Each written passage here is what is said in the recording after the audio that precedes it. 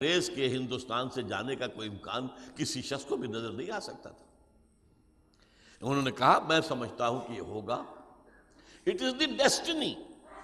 یہ آپ کو دو کتابیں جو دیے گئے ہیں ان میں یہ اقتباسات سارے جو ہیں یہ دے دیے گئے ہیں تاکہ تقریر کے دوران تو ان کا حوالہ ہی ہوگا، آپ ان کو پڑھ کر تفصیل سے جان سکتے ہیں۔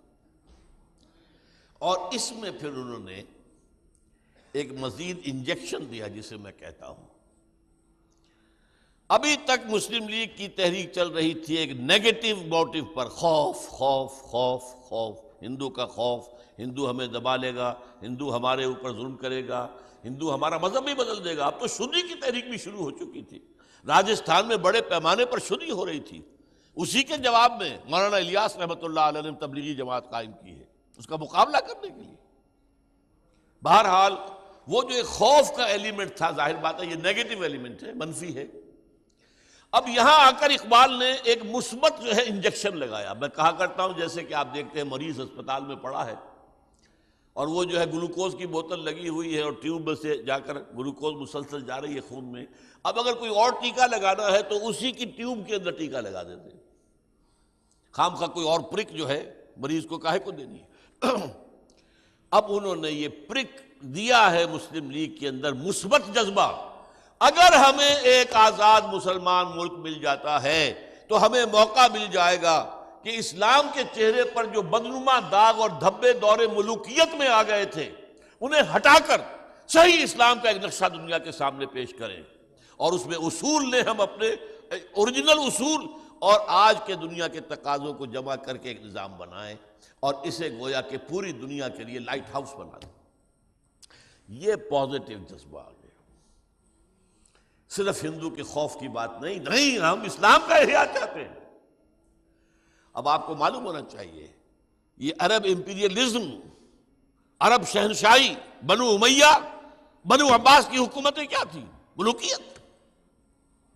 کہہ دیتے ہم خلیفہ، یہ خلیفہ تھے۔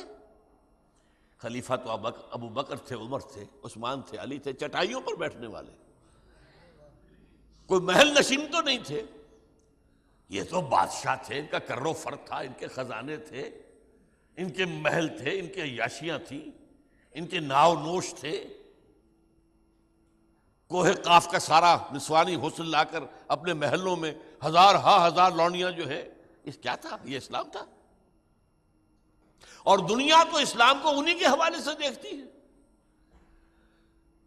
وہ 10 برس مدینے کی ریاست کے اور 30 جو ہیں وہ خلافت راشدہ کے، 40 برس، اور یہ سارا جو ہے آگے پیچھے جو ہوا 1000 برس میں، تو اسلام تو انہیں دیکھیں گے اسی حوالے سے۔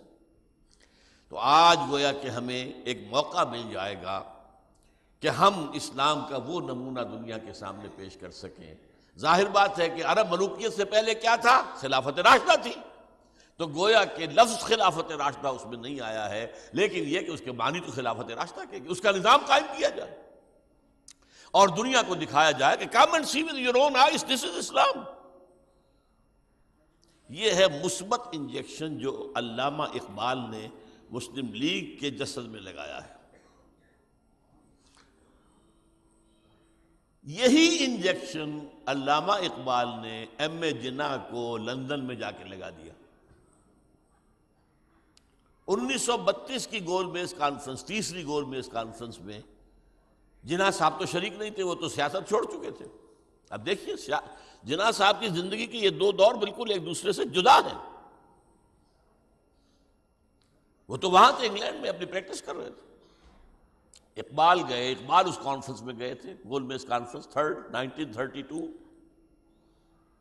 وہاں ملاقاتیں کی ہیں اور یہی نقشہ ان کے سامنے رکھا ہے کہ یہ ہندو مسئلہ، ہندو مسلم مسئلہ چھوڑ کر اسلام کے مسئلے کو لے کے کھڑے ہو جاؤ۔ یہ ہے در حقیقت وہ چیز جس کے سے کہ قلب ماہیت ہوئی ہے محمد علی جناح کی۔ میں آپ کو کچھ اقتباسات سناؤں گا کہ محمد علی جناح کے نگاہ میں اقبال کا مقام کیا تھا۔ پہلے میری بات سن لیجئے۔ جیسے کہا ہے مولانا روم نے، مولوی ہرگز نہ شد مولائے روم، تا غلام شمس تبریز نہ شد۔